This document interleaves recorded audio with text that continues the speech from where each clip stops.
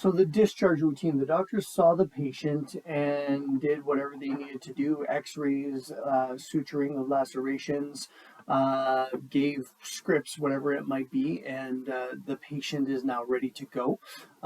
If everything was done correctly, then you should be seeing a discharge order here and a pending discharge status for the patient. So that's your indication as the nurse that it's time to let the patient go. So we're going to select our patient and we're going to go to the discharge routine up here. And now it's going to open up this discharge piece.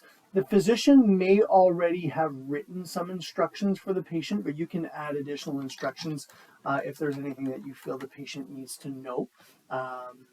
Suture care is one piece of information that you may want to provide in there, although there's a wound care sheet here for the patient. And then you'll notice here that the doctor's written a script, which is a new medication for the patient. Now, it is up to the physician to print and sign off on this script. So if you see this, just make sure that your doctor has printed it and signed it and provided it for the patient. Otherwise, the patient will not get it. So a little piece there. Now, the one thing that is very important here, so we do need to do a discharge assessment. So a lot of times in the emergency department, the discharge by physician without contact. So we may actually, we may not see the patient. The patient may have left after the physician's instructions, in which case then that is the only piece we would have to do. If not, then we would actually have to go through and see, how the physician went home and walk through the assessment here. Once you've completed that assessment, you do need a disposition.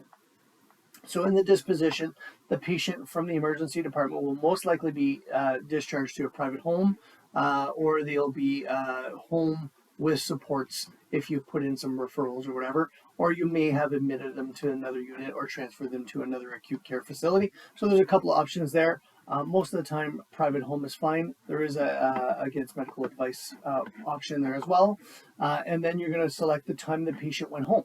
Now, the time may not be now. It may be, you may know that the physician actually let the patient go about an hour ago, in which case then you can change that time for the discharge and go ahead and do that. And now you're going to press save. And that will discharge your patient. So you'll now see that your patient's status has changed to discharge. And on the actual trackers, the patient is no longer there. The room is now indicated as dirty. We can change it to clean status. And that's it. The patient is no longer in your department.